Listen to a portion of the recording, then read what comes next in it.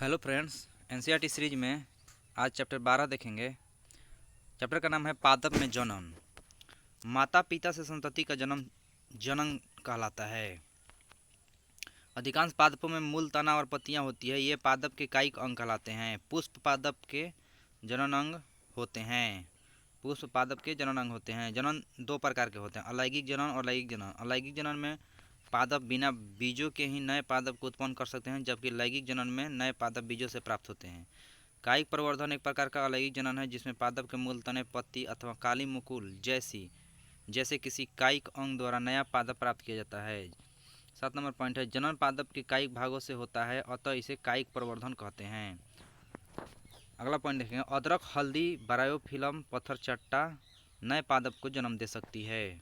शंकरकंद और डहेलिया पादपों की जड़ें, मूल भी नए पादपों को जन्म दे सकती है। कैक्टस जैसे पादप के वे भाग जो मुख्य रूप से अलग विलगन हो जाते हैं, नए पादप को जन्म देते हैं।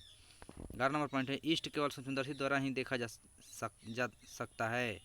ईस्ट एक एकल कोशिका एक कोशिकीय जीव है। ईस्ट कोशिका से बाहर निकलने वाला छोटे बल्ब जैसे प्रवर्ध मुकुल या कली कहलाता है। पुंकेसर नर जनन अंग और स्त्री केसर मादा जनन अंग है। ऐसे पुष्प जिनमें या तो केवल पुंकेसर अथवा केवल स्त्री केसर उपस्थित होते हैं, एकलिंगी पुष्प कहलाते हैं। जिन पुष्पों में पुंकेसर और स्त्री केसर दोनों ही होते हैं, वे द्विलिंगी पुष्प कहलाते हैं। मक्का, पपीता और ककड़ी या खीरे के पौधे में एकलिंगी पुष्प होते हैं। सरसों, गुलाब और पटुनिया के पौधों में द्विलिंगी पुष्प पाए जाते हैं। 18 नंबर पॉइंट है, नर और मादा एकलिंगी पुष्प दोनों एक ही पादप पर उपस्थित हो सकते हैं अथवा भिन्न पादपों पर भी पाए जा सकते हैं। परागकोश में परागकण होते हैं जो नर युग्मकों को बनाते हैं। स्त्री केसर में वर्तिकाग्र, वर्तिका और अंडाशय होते हैं। अंडाशय में एक या अधिक बीजांड होते हैं। मादा युग्मक अथवा अंड का निर्माण बीजांड में होता है। अलैंगिक जनन में नर और मादा युग्मकों को युग्मनज से युग्मनज बनता है। परागकणों का परागकोश से पुष्प के वर्तिकाग्र पर स्थानांतरण परागण कहलाता है। यदि परागकण उसी पुष्प के वर्तिकाग्र पर गिरते हैं तो इसे स्वपरागण कहते हैं। जब पुष्प के परागकण उसी पादप के किसी अन्य पुष्प के वर्तिकाग्र पर गिरते हैं तो इसे परागण कहते हैं। नर तथा मादा युग्मकों के युग्मन संयोग द्वारा बनी कोशिका युग्मनज कहलाती है। युग्मनज बनाने के लिए नर और मादा युग्मकों के युग्मनज का प्रक्रम निषेचन कहलाता है। युग्मनज भ्रूण में विकसित होता है। बीजांड से बीज विकसित होते हैं। बीज में एक भ्रूण होता है जो सुरक्षात्मक बीजावरण के अंदर रहता है। कुछ फल गुद्देदार और रसीले होते हैं, जैसे आम, सेब और संतरा। कठोर फल बादाम और अखरोट।